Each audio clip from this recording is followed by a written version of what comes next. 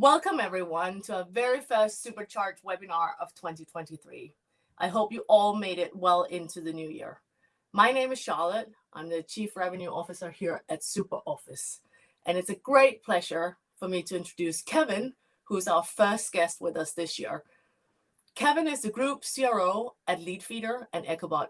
Kevin, could you please say some words about Leadfeeder and Echobot and what do you do? Yeah, absolutely. Charlotte, thank you so much for the opportunity to be here today, and welcome everybody. Thank you for taking some time out of your day to listen to us. I hope you gain something from it, and I'm looking forward to this conversation. So as Charlotte mentioned, I have the honor and privilege of leading the revenue mission at Leadfeeder and Echobot. Leadfeeder focuses on helping its customers turn web traffic and visitors into leads and sales pipeline, while Echobot has a sales intelligence platform with truly compliant B2B data to help organizations find and connect and win their next customers. Both of these organizations actually merged in the summer of last year, and we are focused on creating and building a sales and go-to-market intelligence platform with truly compliant data and applications to help businesses who are selling into Europe and beyond really identify, engage, and win new business. So it's a really exciting time at Leadfeeder and Echobot. And on behalf of our organizations, Charlotte, we thank you for your partnership, and we look forward to that strengthening over the course of this year. Likewise, Kevin, I think that the way that we're joining together as two forces, it's becoming a much stronger partnership, and I can see that it also resonates with many of our joint customers. As CROs, our core responsibility is leading the companies that we represent to profitable growth. And today, we'll have a small conversation about the experiences, but also around particularly growth strategies and go-to-market initiatives. But just to the audience here, maybe there are some things that you're wondering and you're thinking, okay, well, I'd like to ask a question, or what did you mean by that? And please feel free to use the chat, and then we will come back and answer to the best of our abilities the questions that you have asked. So Kevin, like you said, you joined Leadfeeder and Echobot in September 22, yes. And right after the merger. So, one thing was to come in as a new role as CRO of the joint companies, but also coming in when bringing two different companies and thereby two different cultures together. Could you talk me a little bit through what was the first 100 days like for you? I'm sure that there are some of our audience here that can benefit and be very inspired from such a transition journey. It has certainly been a unique experience. I think coming in a senior leadership position and really trying to assimilate into the organization is challenging enough into itself, right? But doing it when two organizations are coming together, so you have two companies, two product sets, two company cultures, and two go-to-market motions, because Leadfeeder is a PLG and product-led growth organization, where as Echobot is more traditional sales and sales-led growth. So trying to work through bringing these organizations together has been a lot of fun. So I think the traditional term is putting together your 30, 60, 90-day plan for how you're going to come into the organization and really reduce that ramp to where you can start to add value and bring value to the business. When I started, I built out my 122-day plan because, as you said, I started in September and wanted to have a good set of milestones to take me through the end of fiscal year 2022. And I really focused it on two main areas. The first was ramping activities for myself. And this is primarily like listening and learning. right? And I've unfortunately have worked with certain leaders in the past where they come in and they're going to be the hero and they're going to try and fix everything, but you never really want to start changing things until you understand how it got that way in the first place. And the organizations have obviously done a very good job of getting to where they are, to have the opportunity to merge and really come together. It's a really unique opportunity. So it's all about learning what they did to get to where they are, seeing where there may be opportunities to improve upon things, or where things have been going really well and how do we do more of that. So again, one of the key things is listening, learning, observing, understanding the data, just so I can get as immersed into the business as possible. The second core area was just on really what are the main focus areas and activities that as a leadership team and as a sales and go-to-market organization that we need to start focusing on as we continue to scale and move forward as one singular organization. So this is us defining like core themes in our business. It's about securing alignment across different departments, different stakeholders, different leaders, starting to build that management system of how we want to operate day to day, week to week, month to month, how we manage and run the business, how we focus on scale and growth, and starting to build out those business plans and activity plans across these core areas. But at the heart of all of this, us as CROs, right? Like we're accountable for the revenue results and the growth of the business. But I do feel that the primary thing that we do best is building teams, because if you don't build teams, it's impossible, I think, to achieve those results across the organization. So what I was really focused on across everything of that 122-day plan is how do we build one team, and how do those different groups across this team, do they have a command of their role and responsibility? Is there transparency in what we're building towards, and the work that people do day in and day out, can they see how that connects to where the organization is going? And I believe that if we're communicating openly, operating in the open, and people see the work that they do and how that connects with where we're going, you can build a strong team, and really anything can be possible. Yeah, you know what, Kevin, it resonates so well, even though that the history for your company and SuperOffice is slightly different. There are so many things that are similar. SuperOffice is also on a change journey, which is part of a growth journey, if you will. We're also working around the themes as one go-to-market team, and sometimes that can be much easier said than done. Saying, okay, now we're just gonna be one. Okay, well, what does that mean? And I think it also requires this degree of common understanding, common processes, a common way of a framework of doing things. And this is, of course, not something that just kind of happens just because we arrive and say, hey, this would be great. Yes. but it's really exciting, at least for me, to be part of that journey and then see, the needle move a little bit every day. And then once you look back a year or maybe 2 years from you started and see the actual change that has occurred, it's quite the phenomenal and powerful to me. I couldn't agree more. Yeah. And you can say, in a way, it's a bit kind of back to basics. But there's nothing wrong with basics. At the end of the day, if we talk about basics of foundation for building a house, you need to have a good foundation, because otherwise everything else is going to probably fall apart. And basics persist for a reason, because they're important and they work. Exactly. We talk a lot about growth.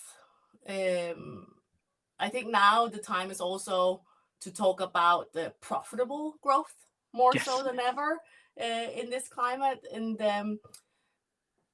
there's always, these strategies and tactics in terms of, or thoughts around what is the right balance between winning more customers and doing more at the same time and retaining your existing customers?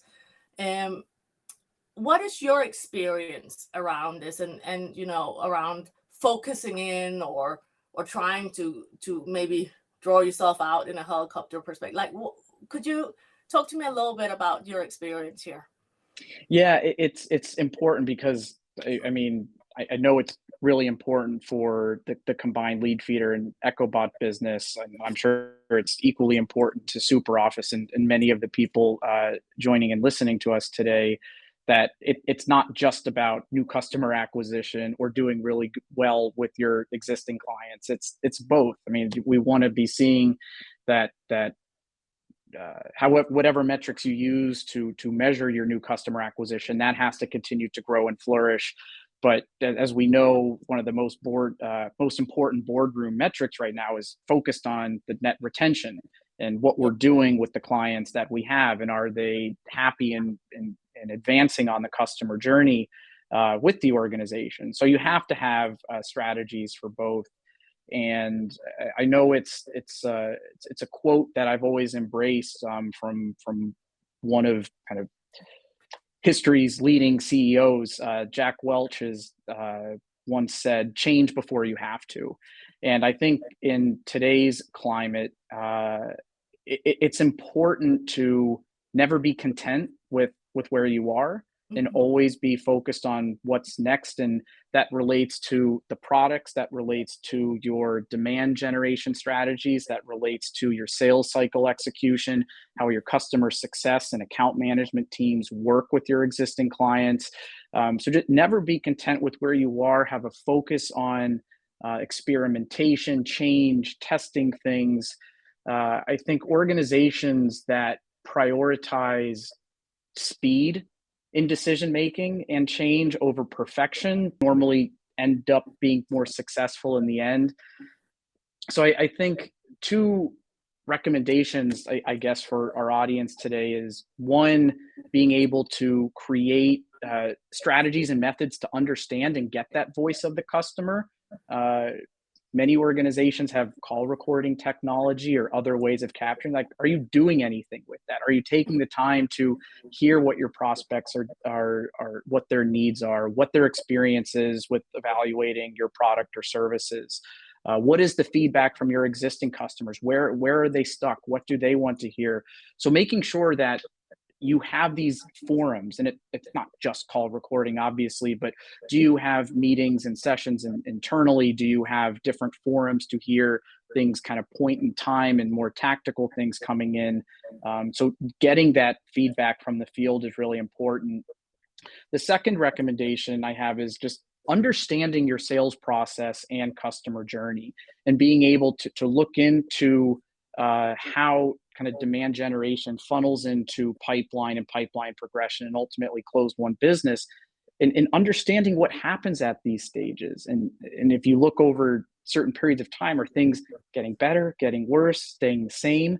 And that allows you to start dissecting where you are. So the point that you made earlier, how do we get to be a little bit better? And when we look at the end of the year, figure out what your benchmarks are. Don't focus on industry benchmarks or what other companies are doing on LinkedIn. What are your benchmarks, and how can you start to drive incremental improvement, both across new customer acquisition and the journeys that your existing customers are on?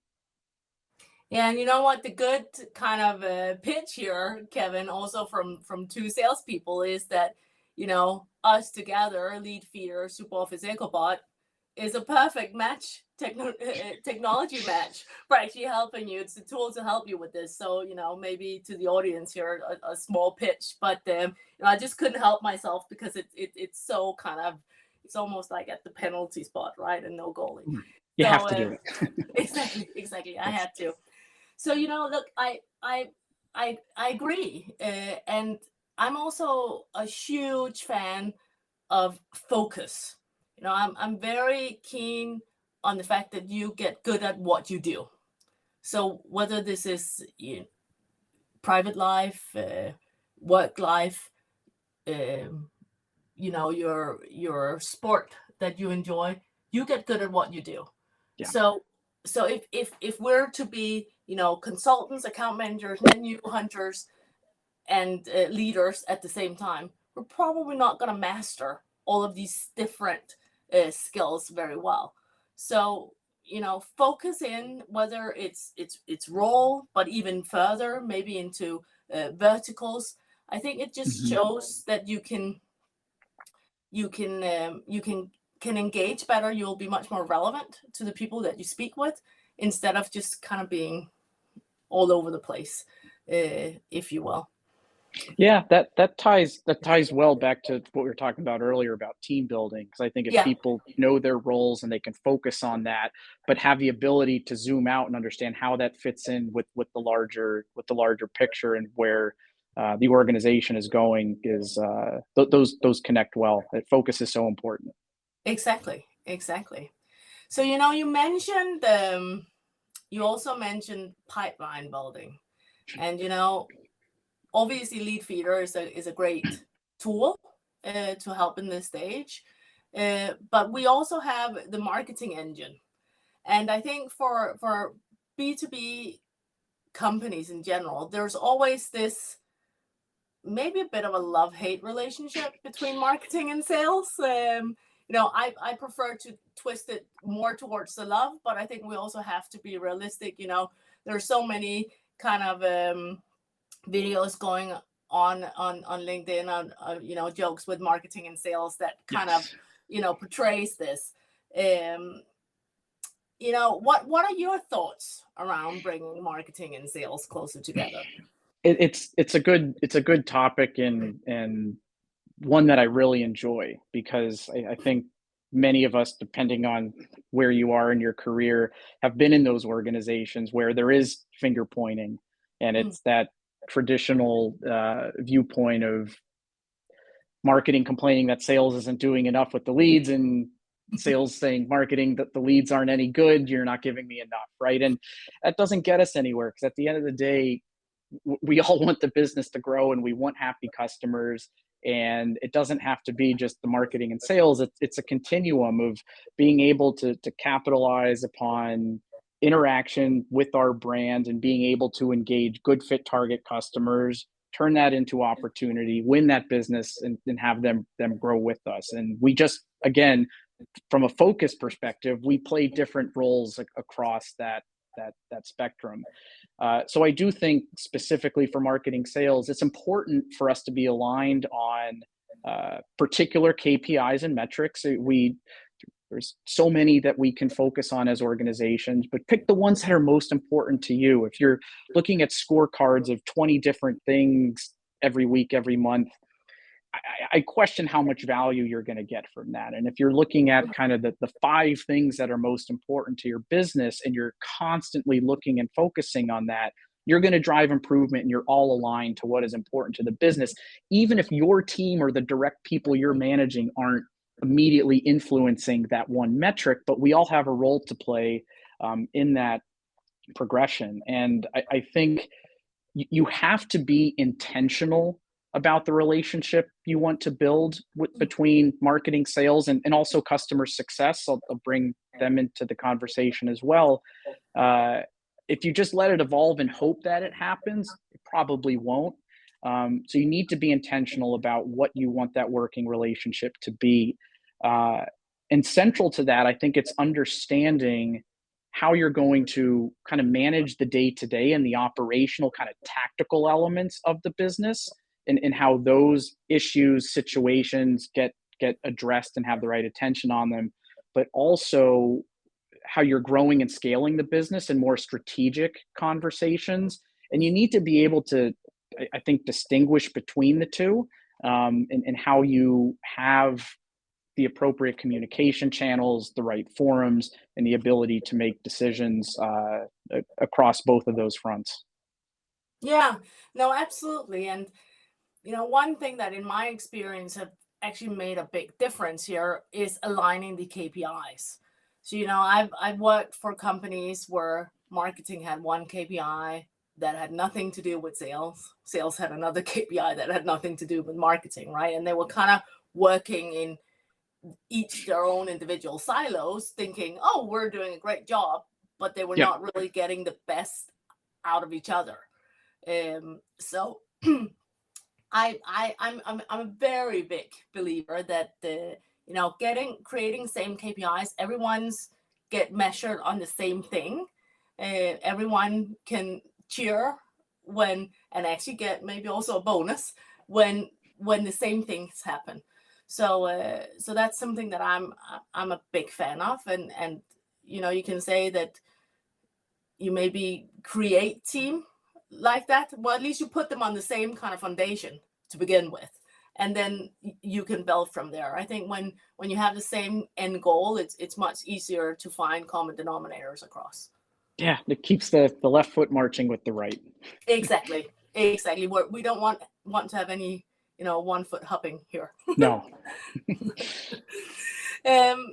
So we touched a little bit about it before, Kevin, but I'm curious because I don't think it's a surprise to anyone that the climate that we're in is changing, and some, I wouldn't say concern, but at least there are some question marks around the future. So I'm sure this is something that you also think about, and I'd like to hear your thoughts on this, and how do we drive growth with the common or the current climate we have.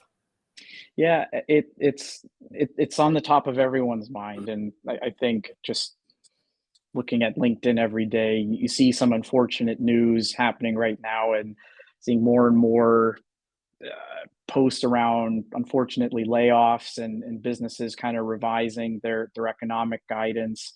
And so specific to go-to-market execution, these economic kind of down cycles or potential down cycles really provides us an opportunity to really pause and have a kind of a self-assessment of where we are as a business. Now, ideally, you're constantly doing this, and you're on top and have true kind of command of your metrics, your performance, and how things are optimized across the business.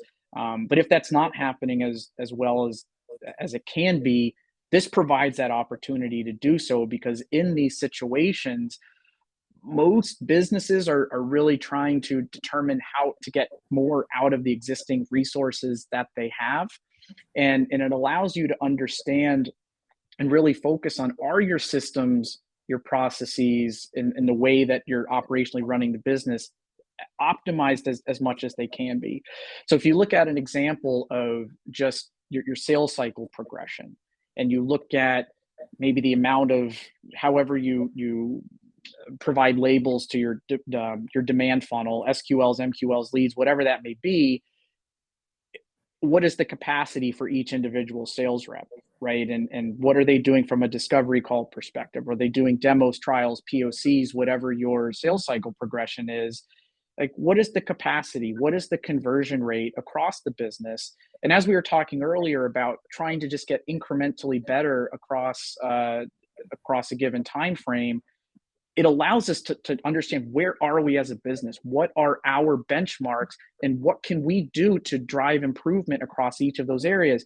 So maybe, unfortunately, if organizations are laying people off, or they're in a hiring freeze, or whatever that may be, that doesn't mean growth has to stop. You're just taking a little bit more of a conservative approach to how you're investing into that growth, but you can still growth by having a command of your comprehensive sales and customer journey process, and being able to dissect all of that. The second area I would mention is having a true command of your market and the customers you're engaging, right? Like, are you truly focused on your ideal customer profile? Are you qualifying the right types of accounts? Are your sales and marketing professionals spending time with the right types of accounts, the right types of people that have problems and gaps that you can address with the product or services that you have? And here's my shameless plug, and like this is where technologies like Leadfeeder and Echobot can help with being able to help organizations truly understand what their ideal customer profile is, so you are identifying the best fit companies, you're qualifying the right contacts, and you're in a position to engage and promote your brand, to be in a position to win your best customers who will have a positive experience experience with your organization. And of course, that data that you can get can live very nicely within SuperOffice. Oh, it's such a beautiful story. No, just kidding. But you know what, Kevin, I agree with you, and I think it's we talked about speed versus perfection earlier. Yeah. And sometimes which also, just for the record, I agree with, you need to make quick decisions. You can't, sit and, fine tune the perfect all the time, then we're never going to get anywhere. But 70% good and go.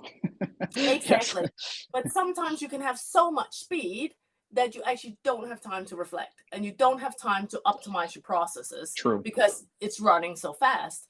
And I think even during COVID, for quite a few of us, we still maintained that speed and actually got faster, even in quite a few business areas. So now we can still drive growth, but it needs to be profitable growth, and that can give us some time to reflect upon how can we fine tune some of the processes that we maybe didn't have time to in the last few years, to make sure that when things turn again, because I think that's the normal kind of cycle of life and economy, that we're then ready. So it's not like you say, it's not like we have to say, oh, okay, we're going to shut everything down, we're going to decline, and all of this and that. We can still grow, but it's maybe not with the same speed. It's more focused around the profitable growth, and then fine tuning all of the processes that we have internally where we can get better, like you say, with your ideal customer profile, with your sales processes. So fine tuning and really making sure that we get the most productivity out of the opportunities that we have. I agree. It's just because there is potential kind of negative or down environment that we're working in doesn't mean that it can't be exploited. Things are certainly easier when everything's on the rise and everyone's happy, but take advantage of it. The time isn't slowing down and your business isn't slowing down. So you got to really harness that for sure. Yeah. Thank you, Kevin. I really enjoyed this little conversation Me of too. ours. I think that was some good, valuable insights and learnings for me also. So thank you very much for sharing. And I want to wish you all the best on your Leadfeeder Echobot journey. And we will connect a lot in the future. I know that we have a good partnership that we will continue to build upon. And for all the rest of you, thank you so much for joining. You can go to our website, of course, for some more inspiration, and then more importantly, sign up for the next Supercharge event. So again, thank you, Kevin, for being here, and thank you all for joining.